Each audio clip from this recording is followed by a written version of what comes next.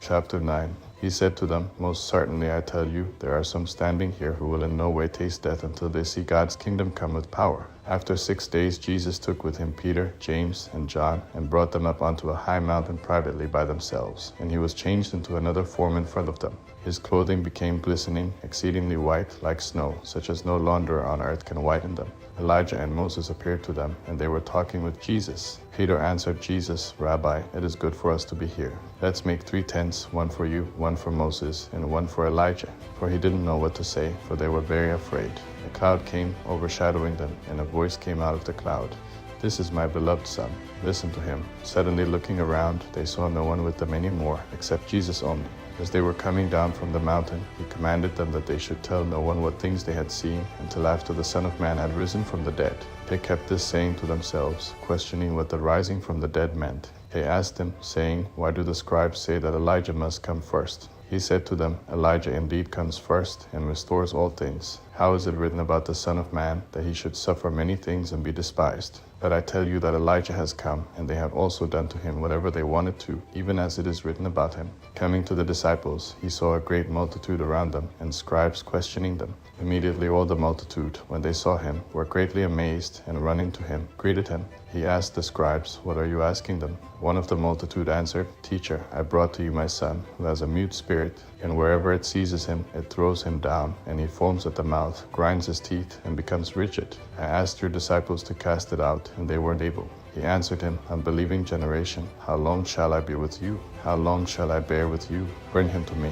They brought him to him, and when he saw him, immediately the spirit convulsed him, and he fell on the ground, wallowing and foaming at the mouth. He asked his father, How long has it been since this has been happening to him? He said, From childhood. Often it has cast him both into the fire and into the water to destroy him. But if you can do anything, have compassion on us and help us. Jesus said to him, If you can believe, all things are possible to him who believes. Immediately the father of the child cried out with tears, I believe. Help my unbelief. When Jesus saw that a multitude came running together, he rebuked the unclean spirit, saying to him, You mute and deaf spirit, I command you, come out of him, and never enter him again. After crying out and convulsing him greatly, it came out of him. The boy became like one dead, so much that most of them said, He is dead. But Jesus took him by the hand and raised him up, and he arose. When he had come into the house, his disciples asked him privately, Why couldn't we cast it out? He said to them, This kind can come out by nothing but by prayer and fasting. They went out from there and passed through Galilee. He didn't want anyone to know it, for he was teaching his disciples and said to them, The Son of Man is being handed over to the hands of men, and they will kill him, and when he is killed, on the 3rd day he will rise again. But they didn't understand the saying and were afraid to ask him. He came to Capernaum, and when he was in the house he asked them, What were you arguing among yourselves on the way? But they were silent, for they had disputed with one another on the way about who was the greatest. He sat down and called the 12, and he said to them, If any man wants to be first, he shall be last of all, and servant of all. He took a little child and set him in the middle of them. Taking him in his arms, he said to them, Whoever receives one such little child in my name receives me.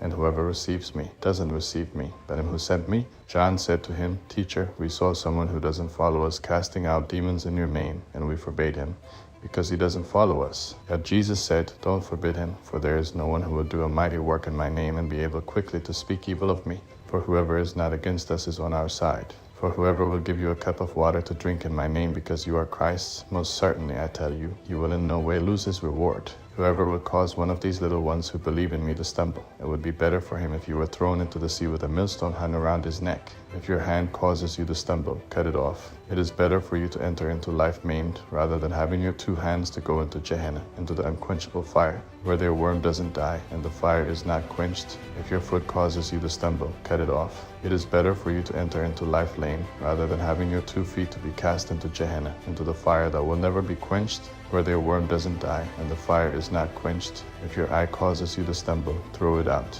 It is better for you to enter into God's kingdom with 1 eye, rather than having 2 eyes to be cast into the Gehenna of fire, where their worm doesn't die, and the fire is not quenched. For everyone would be salted with fire, and every sacrifice would be seasoned with salt. Salt is good, but if the salt has lost its saltiness, with what will you season it?